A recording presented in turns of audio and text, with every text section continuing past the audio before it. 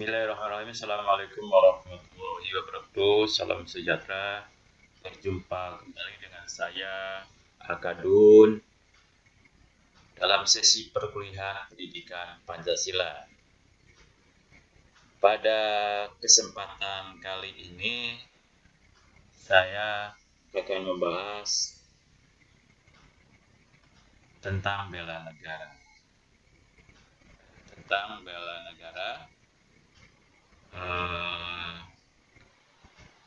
Persoalan bela negara ini sekarang ini menjadi penting karena ternyata bahwa banyak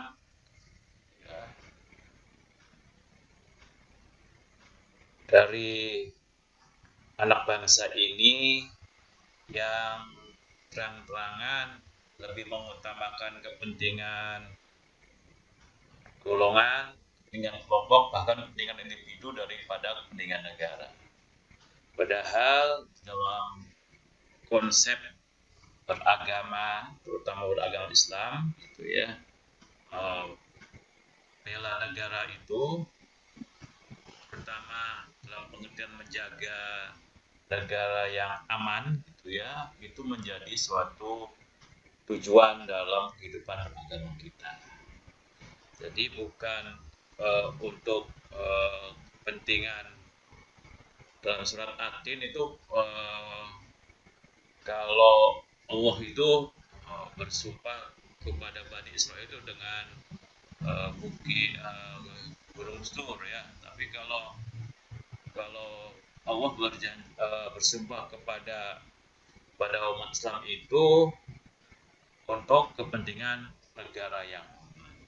Nah, oleh karena itu sebenarnya menjaga negara kini tetap aman itu adalah suatu kewajiban bagi seorang umat muslim.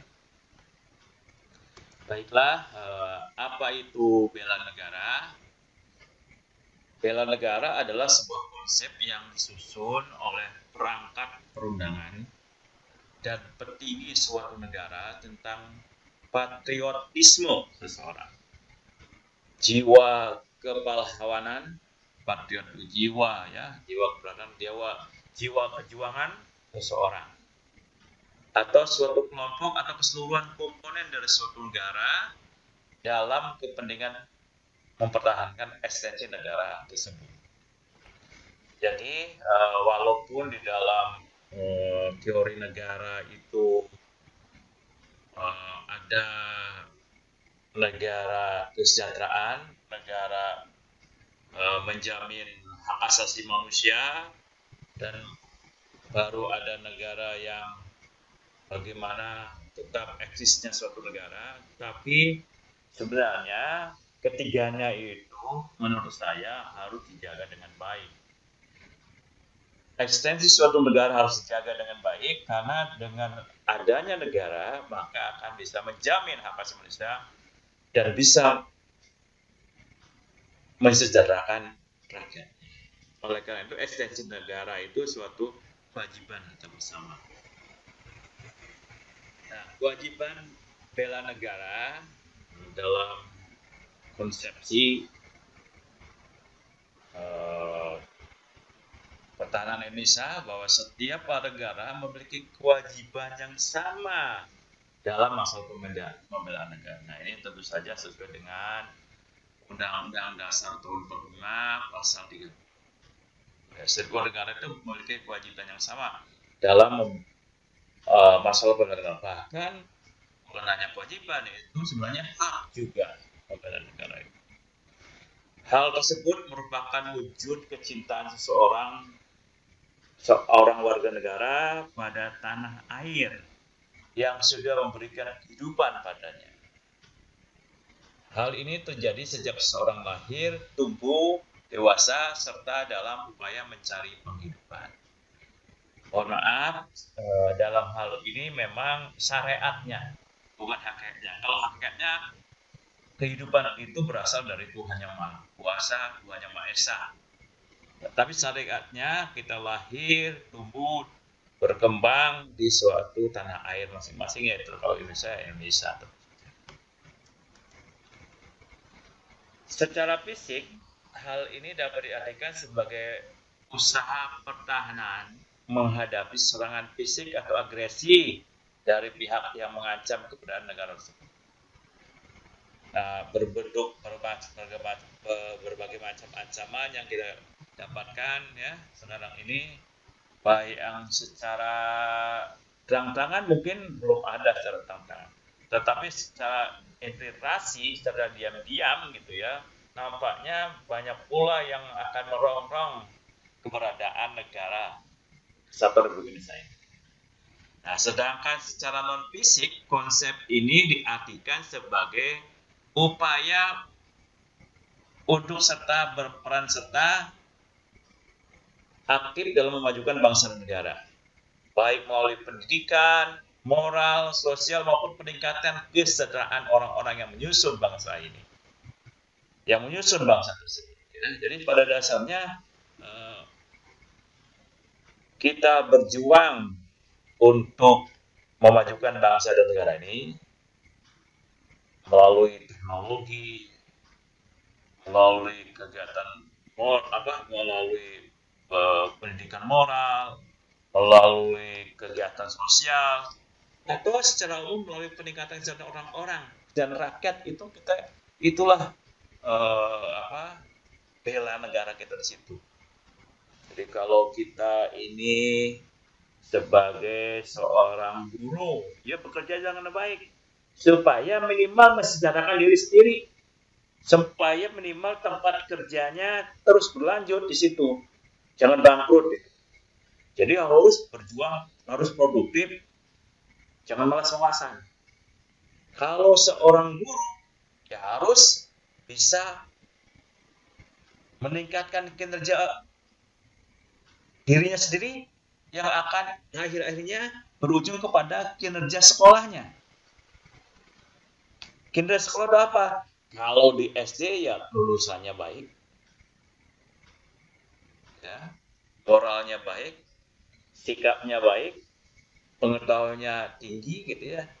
Dan yang paling penting kita kerja itu mungkin bisa anak-anaknya itu bisa melanjutkan ke jenjang pendidikan selanjutnya. Itu kerjanya lebih baik kalau diberi sekolah.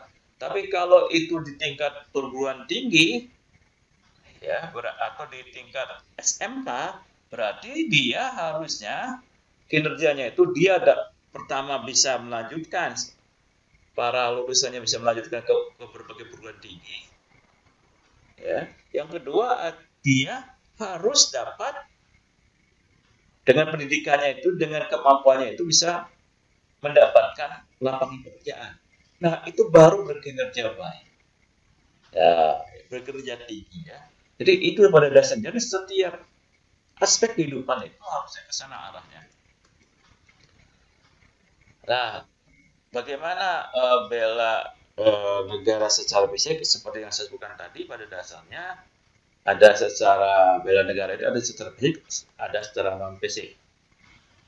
Nah, secara fisik seperti yang dikemukakan itu bagaimana kita itu bisa mempertahankan agresi dari luar secara fisik langsung kasat mata. Dan ini mungkin ini sangat-sangat sangat jarang sekarang ini secara fisik ya, tapi bukan tidak mungkin ya. Kita harus lebih kuat dulu, kita harus siap-siap dulu supaya orang lain, negara lain, bangsa lain berpikir 1000 kali lipat kalau mereka mau menyerang Indonesia. Jadi kita harus kuat dulu, kuat dalam pengertian fisik, kuat dalam pengertian teknologi, kuat di dalam pengertian persatuan. Nah, itu harus kuat dulu. Ya.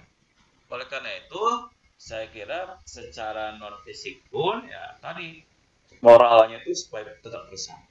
Bagaimana kita bisa bersatu saling membantu gitu ya.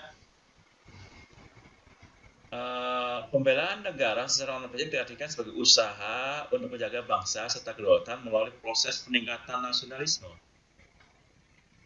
Ya, nation, bangsa sebagai satu bangsa. Nasionalisme adalah rangkaian kecintaan. Cinta negara ini mulai yang paling rendah gitu ya, cinta keluarga dulu lah. Karena kalau terbangun keluarganya baik, maka negara ini akan jadi kuat. Makanya harusnya saling mencintai dulu keluarga. Baru meningkat cinta RT, RW, desa, kecamatan, kabupaten, dan provinsi, akhirnya meningkat jadi negara. Itulah kecintaan kita itu ya. Secara berjauh dilakukan semacam itu. Maka kita akan kuat cinta kasihnya kepada bangsa ini. Yang kedua, kesadaran dalam proses berkehidupan dalam negara bangsa. Kesadaran bahwa kita itu misalnya berbeda. Itu sadar itu ya, jangan sampai semua orang pengennya nurut kepada kita. Tidak bisa. Ya, kalau berbeda itu ya pasti ada saling memberi dan menerima. Itu yang sangat penting tuh ya, mampu memberi dan menerima. Itu berbeda. Dan itu hukum alam itu perbedaan itu ya. Artinya memang perbedaan itu bersumber dari Allah. Artinya gitu, sunnatullah artinya bersumber dari Allah itu perbedaan itu. Nah, kenapa ini sementara ini ada banyak pihak yang mengaku memiliki posisi yang lebih tinggi dari orang lainnya? Karena mohon maaf misalnya menganggap dirinya adalah keturunan Nabi, keturunan Rasulullah. Saya kira dalam konsep Islam, sepemahaman saya gitu ya, orang yang dianggap paling baik itu orang yang paling bertakwa kepada Allah SWT. Kita tahu bahwa di dalam perjalanan sejarah kenabian gitu ya, ada beberapa anggota keluarga Nabi pun sebenarnya ya tidak dijamin masuk surga, bahkan menjadi pengkhianat gitu ya. Demikian juga pada waktu zaman Nabi Muhammad SAW, banyak paman Nabi yang tidak masuk Islam gitu ya. Jadi sebenarnya kalau itu terjadi ya, misalkan ada hak istimewa yang diberikan kepada keturunan Nabi, apakah itu tidak kontradiktif dengan Al-Quran sendiri? Ya, oleh karena itu saya kira manusia itu sama gitu. Ya kan, kecuali yang paling takwa, apakah itu keturunan biologis Nabi Muhammad SAW ataukah secara religius itu bukan keturunan Nabi. Ya, jadi ada biologis, ada religius ya sebenarnya. Oleh karena itu sangat hati-hati sebenarnya. Kalau tidak malah kontradiktif itu. Kalau ada ulama yang menyatakan bahwa ada kelebihan tersendiri keturunan Nabi itu, atau dipertanyakan itu ya, atau bertanyakan ulama itu, mengapa sampai muncul pendapat semacam itu? Kenapa pendapat semacam itu? Karena kontradiktif dengan Al-Quran. Ya, dalam Al-Quran itu yang orang yang paling dianggap paling baik itu orang yang paling takwa. Keturunan Nabi kalau berbuat tidak baik, tidak menjalankan Al-Quran dan Sunnah Rasulullah, tidak menjalankan apa yang diamanatkan oleh para ulama, ya jelas itu tidak baik. Ya tidak perlu diikuti itu sebenarnya ya.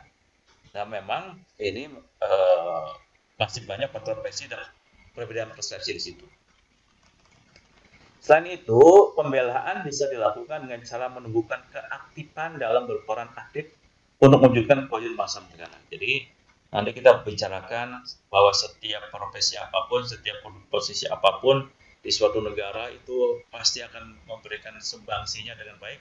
Berarti itu juga sudah membela negara.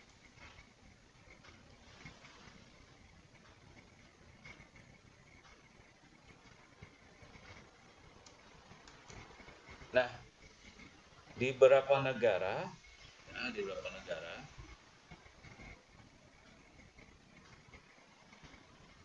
bela negara itu biasanya diwujudkan dalam bentuk wajib militer. Bahkan bisa jadi apa lapangan pekerjaan gitu ya. Jadi boleh di sana itu menjadi militer itu sebagai suatu profesi gitu ya. Misalnya di Jerman, Israel dan Singapura. Tapi juga ada kewajiban urusan warga negara itu menjadi apa ya? Wajib militer itu berarti setiap warga negara itu pelatihan militer gitu ya. Nah, ini ada di Amerika Serikat, di Jerman, Spanyol, dan Inggris. Jadi ada pelatihan militer selama beberapa tahun gitu ya. Nah, setiap orang siapapun tanpa kecuali masuk pada militer gitu kan. Atau menjadi dinas renang.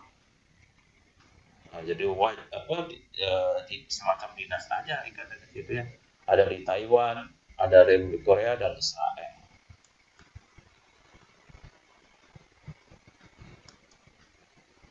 Nah, bagaimana dengan bela negara di Indonesia? Nah,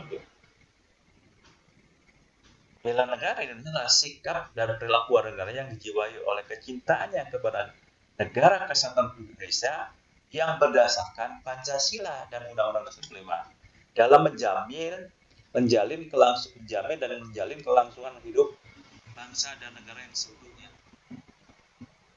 Jadi pada dasarnya bagaimana eksistensi ini NKRI ini ada terus menerus. Jangan sampai roboh negaranya. Oleh karena itu, tiap-tiap warga negara berhak dan wajib ikut serta dalam usaha pembelahan negara dan syarat tentang pembelahan negara diatur dengan undang-undang.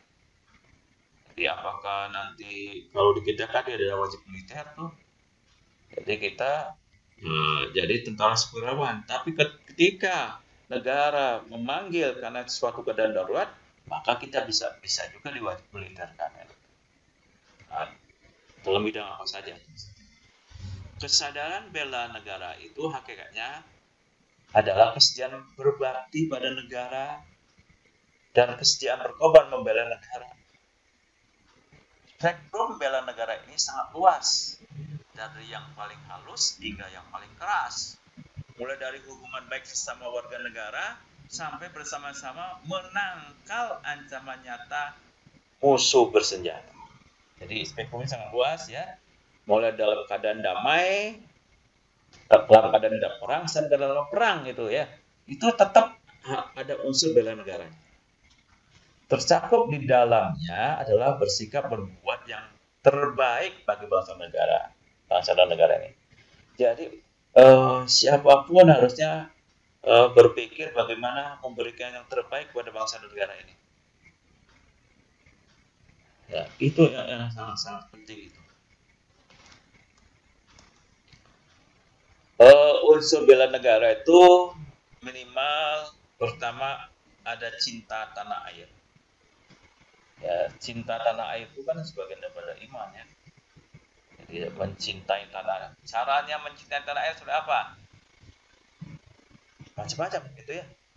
Mulai dari mencintai produk dalam negeri, mencintai merawat yang ada diberikan kepada bangsa Indonesia, memelihara lingkungan hidup, ya, memelihara sumber daya buatan, mulai dari jalan, mulai dari irigasi, jembatan, gedung-gedung perkantoran, sekolah dijaga dengan baik. Itu cinta tanah air. Ya. Lalu juga ada kesadaran bangsa dan negara, terutama kesadaran berpolitik. Kesadaran politik itu adalah kesadaran tentang hak dan kewajibannya. Setiap orang negara itu tahu mana haknya, jangan hak batur, hak negara, hak kelompok, hak daerah, hak provinsi, hak pusat dimakan sendiri. Itu hak. Dan mana kewajibannya? Apa kewajibannya? Mulai dari tingkat sekolah, di tingkat kampus, apa kewajiban kita semua itu ya. Di tingkat RT, RW, dan sebagainya. Yang ketiga, yakin akan Pancasila sebagai ideologi negara. Nah, ada keyakinan itu jangan sampai terus siap-siap ya. ada yang menginginkan bahwa kita memakai ideologi yang lain dalam kehidupan berbangsa.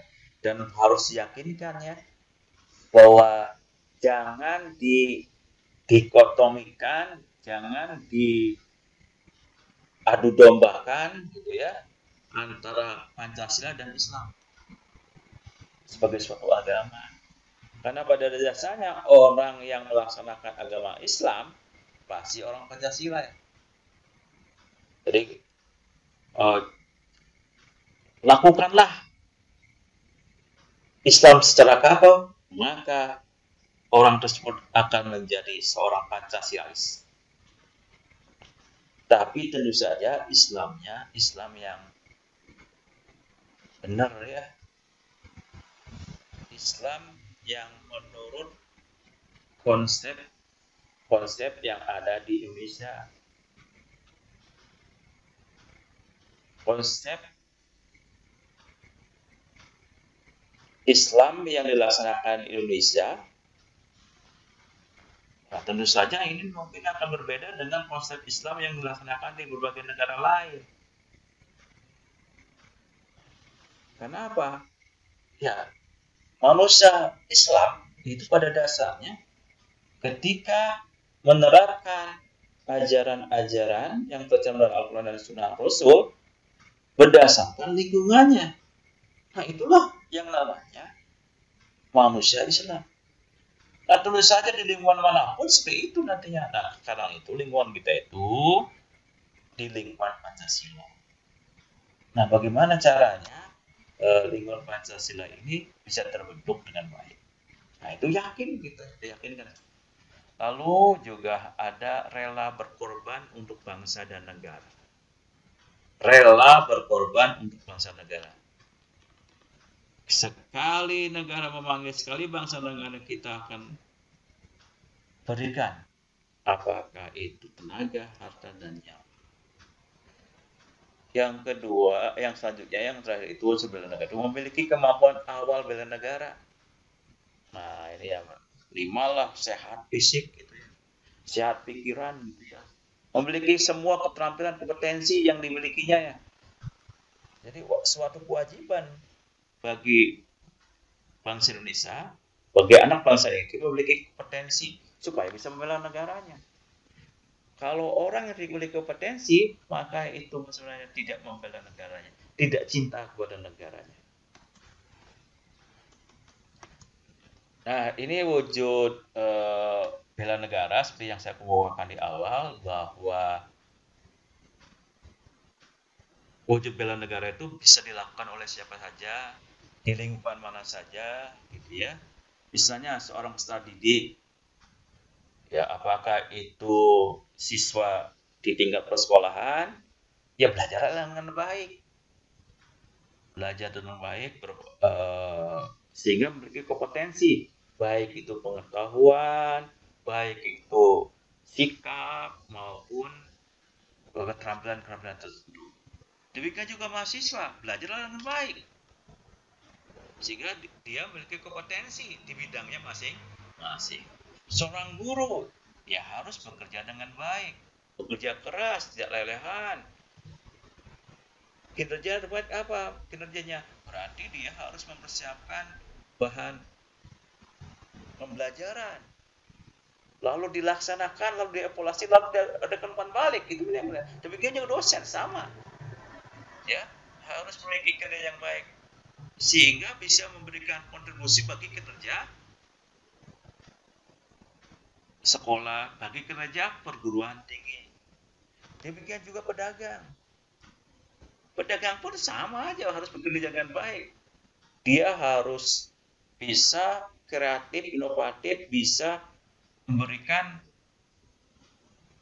sumbangan ya bagi masyarakat, sehingga masyarakat terpenuhi kebutuhannya. Di saat bersamaan dia juga menjadi orang yang taat hukum, taat asas, taat membayar pajak. Demikian seorang dokter, ya harus bekerja baik juga, harus memberikan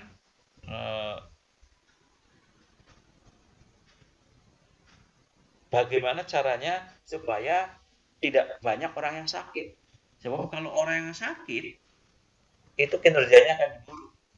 Baik dokter, baik pedagang, bagi petani, bagi TNI Polri, kalau sakit nggak akan bisa apa-apa. Oleh karena sangat penting juga itu kinerja dokter itu ya.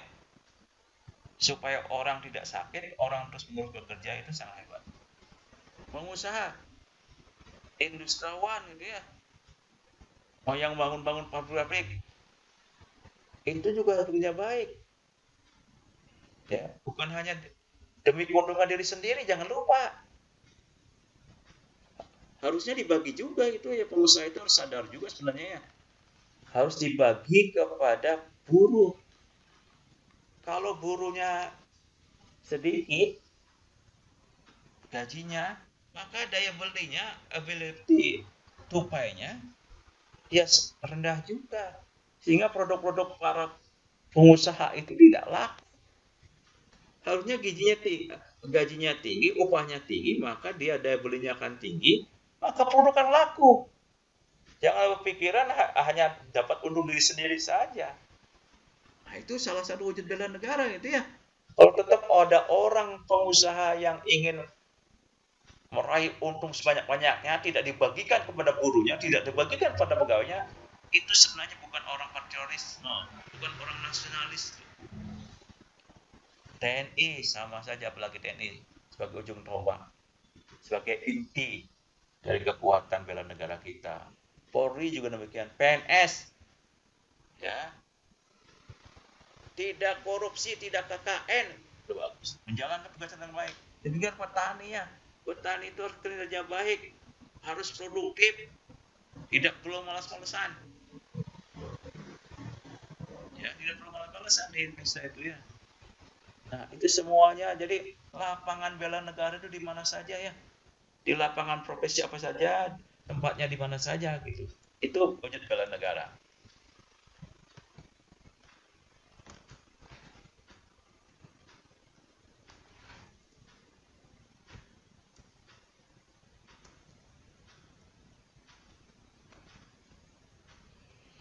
Tujuan bela negara pertama tentu saja di atas segalanya itu adalah bagaimana eksistensi negara dan bangsa ini. Bagaimana kelangsungan hidup bangsa dan negara ini bisa terjamin. Yang kedua, melestarikan budaya bangsa. Dari budaya yang ada gitu, walaupun itu budaya daerah harus dilestarikan. Ya. Lalu menjalankan nilai-nilai, terutama nilai-nilai yang berkaitan dengan Pancasila dan Undang-Undang 45, yang sesuai dengan nilai-nilai Pancasila dan Undang-Undang 45. Itu harus kita jalankan. Lalu berbuat baik terutama untuk kebaikan bangsa dan negara. Lalu bagaimana meningkatkan identitas dan integritas bangsa dan negara. Semakin kita itu memiliki ciri khas sebagai bangsa Indonesia, memiliki integritas ya antar bangsa ya. Jangan sampai kita terpecah belah, baik karena politik identitas berdasarkan agama tertentu, berdasarkan kesukuan gitu ya, atau partai-partai tertentu. Kalau sudah negara bersatu memanggil, maka semua harus bersatu. Nah, ini kalau masih saja seperti sekarang ya, kondisi bangsa Indonesia, jangan-jangan kita sibuk saja tetap ya kerangkanya tetap bagaimana kita bersatu, padahal orang lain sudah tidak memikirkan itu ya. Apa tidak mikir itu yang sedang ribut sekarang itu. Negara lain itu seperti Amerika Serikat itu sudah bagaimana meningkatkan teknologi, meningkatkan ekonomi negara bangsanya. Nah, kita masih bagaimana cara bersatu misalnya. Apa tidak tahu malu tuh orang-orang seperti itu ya? Ya, apa tidak tahu malu gitu ya? Hanya karena kepentingan diri sendirinya ingin berkuasa sampai mengorbankan. Biarkan kehidupan ini tetap berjalan. Bahwa siapa penguasanya, ada mekanismenya. Jangan main di luar mekanisme yang ada ya. Mekanismenya adalah mekanisme demokrasi dengan peraturan perundang-undangan. Jadi ikut saja alurnya itu, jangan merasa paling berkuasa, paling kuat, paling benar gitu ya. Susah kalau gitu, sebab kebenaran itu macam-macam versinya ya. Jadi ada patokan-patokan yang dianggap benar untuk bersama itu. Benar menurut konsensus bersama, ya tentu saja menurut peraturan perundang-undangan. Itu baru benar. Jangan seenaknya saja ya. Dan kalau peraturan undang itu ini rupanya kalau di NKRI ini tidak mau bangkrut ya, ya peraturan pun bisa dikalahkan itu demi tegaknya NKRI. Jangan sampai ada unsur-unsur yang malah tidak jadi ini jadi NKRI di Indonesia itu. Saya kira perlu diberantas itu. Kalau yang tidak menginginkan NKRI.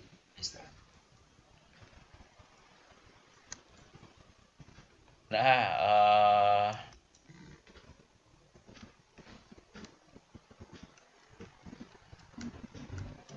selanjutnya ini fungsi bela negara, ini bagaimana memperankan negara dari berbagai macam ancaman. Dan ancamannya itu bisa dari dalam maupun dari luar ya, terutama dari luar gitu, harus bagaimana. Dan ancamannya sekarang itu jangan lupa ya, bukan hanya penjagaan fisik saja nih, bisa saja penjajahannya ekonomi, budaya gitu ya.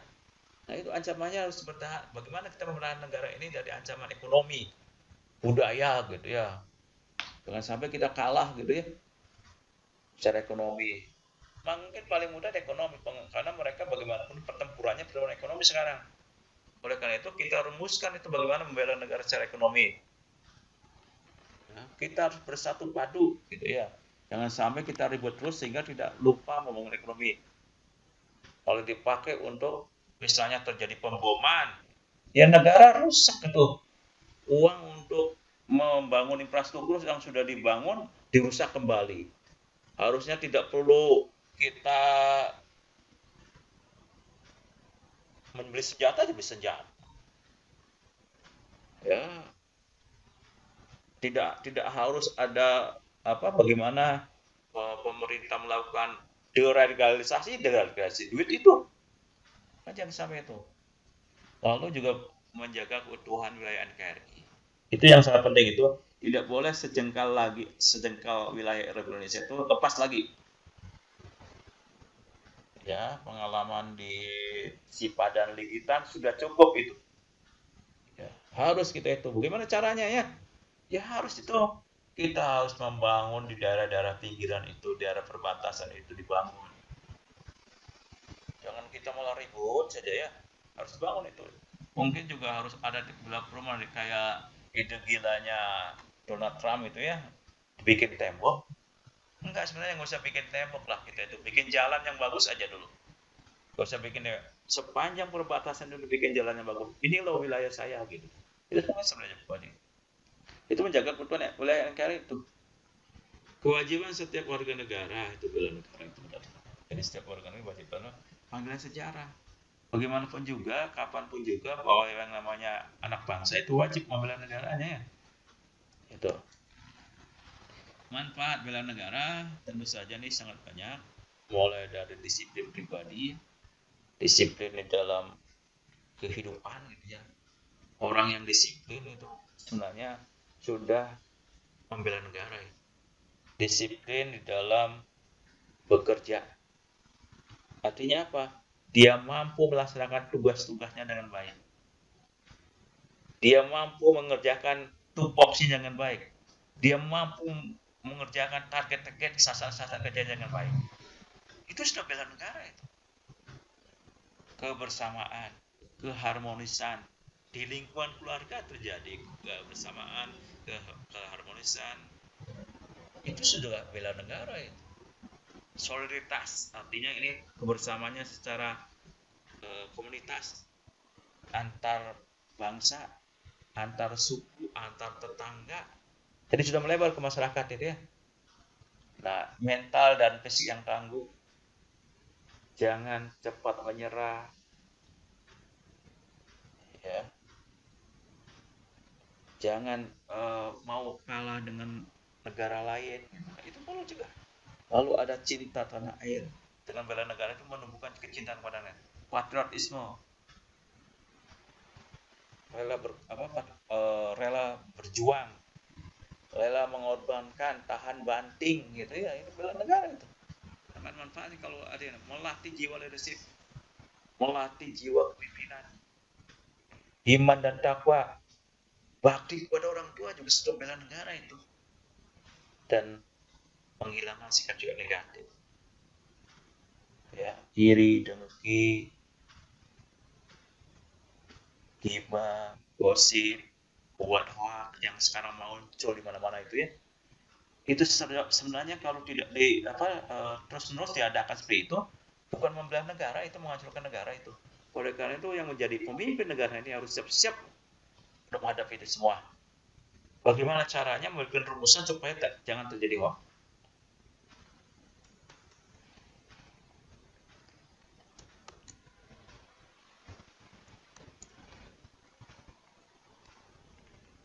Nah, ini ada beberapa contoh bela negara. Ya, ada rukun damai antara suami istri, antara anak dan orang tua. Rukun damai sudah bagus, sudah bela negara kalau begitu dia. Kadarkun, keluarga sadar hukum. Nah, itu setiap anggota keluarga sadar hukum, gitu ya. Berkendaraan roda 2 pakai helm, standar nasional Indonesia. Ketika mengendarai mobil harus pakai ikat seatbelt. Nah, harus pakai itu, terus mendaki rambu-rambu lalu lintas. Nah, itu salah satu perjalanan hukumnya. Ya, itu salah satu. Lalu iman dan takwa dan ibadah. Jadi dengan meningkatkan iman dan ketakwaan kita, berarti sebenarnya sudah membela negara itu. Dengan meningkatkan kompetensi kita, kemampuan kita melakukan inovasi metode iptek, itu juga sudah bela negara itu. Patuhi hukum di dalam masyarakat itu, patuhi hukum. Ya, tidak ngomong seenaknya, tidak melakukan human trafficking, tidak narkoba, itu juga cara menjaga keamanan. Malam-malam tidak ribut, ya, berjualan tidak pada tempatnya, ya, itu termasuk terorisme gitu ya, menjaga keamanan itu, bayar pajak, itu juga bela negara itu, karena bagaimanapun juga gitu ya, kalau masyarakatnya, warga negara tidak bayar pajak, ya bagaimana bisa eksis negara ini ya? Kalau mau eksis ya itu rukun dan damai masyarakatnya. Nah, ini rukun dan damai, tidak ada pertentangan gitu ya, ini tertib di sekolah, ya, kinerja tinggi, kita berkinerja tinggi, jangan malas-malasan. Sebagai pegawai negeri misalnya harus berkinerja tinggi, kalau masuk kewajibannya 8 jam, maka harusnya 10 jam gitu ya, jangan wajib 8 jam cuma kerja 6 jam di kantornya, malah main game, baca koran, baca berita segala macam, tidak bekerja dengan baik. Nah, tentu saja juga tidak KKN, tidak korupsi, kolusi, dan lain-lain juga cuma membela negara itu. Jadi spektrum bela negara itu sangat luas ya. Nah, itu banyak sekali medan-medannya ini dari bela negara itu. Nah, untuk melakukan conditioning, pengkondisian hari bela negara, maka setiap tanggal 19 Desember kita mau merayakan Hari Bela Negara. Nah, dalam rangka menyambut Hari Bela Negara tersebut, Badan Kesatuan Bangsa dan Politik Provinsi Jawa Barat mengadakan lomba. Nah, itu supaya orang-orang berkerja baik gitu ya. Nah, di antaranya ada lomba video pendek dan ada guru PKM berprestasi. Ini video pendeknya ada untuk tingkat SMA, SMK, Pramuka, dan di bagian guru PKN ada pengabdi dan karya tulis. Nah, ini saya sampaikan ini bagaimana ketika Badan Kesbangpol Provinsi Jawa Barat mengadakan acara penyerahan hadiah kepada pemenang lomba. Silakan nikmati videonya. Terima kasih atas perhatiannya. Assalamualaikum warahmatullahi wabarakatuh. Hari ini Bapak diperkenankan untuk menyaksikan sekaligus menyerahkan apresiasi kepada para juara kompetisi di berbagai macam kategori. Dan sebelumnya Bapak sekalian, hari ini mengawali seluruh kebersamaan kita, meningkatkan kebanggaan dan juga kecintaan kepada bangsa dan negara Republik Indonesia. Bersama kita akan awali dengan lagu kebangsaan Indonesia Raya. Hadirin dimohon berdiri. Lagu kebangsaan Indonesia Raya. Purwanto MAP, yang saya hormati Deputi BPIP Bidang Hukum, Advokasi dan Pengawasan Regulasi, Ibu Dr. Ani Purwanti SH MKum, dan yang saya hormati Foto dengan seluruh tentunya tamu VIP kita di atas panggung. Sekali lagi, dengan tepuk tangan yang paling meriah, dengan semangat bela negara, wujudkan SDM tangguh dan juga unggul, menjadi tema di tahun ini dan juga melibatkan partisipasi masyarakat di berbagai macam kompetisi yang baru saja kita berikan apresiasi.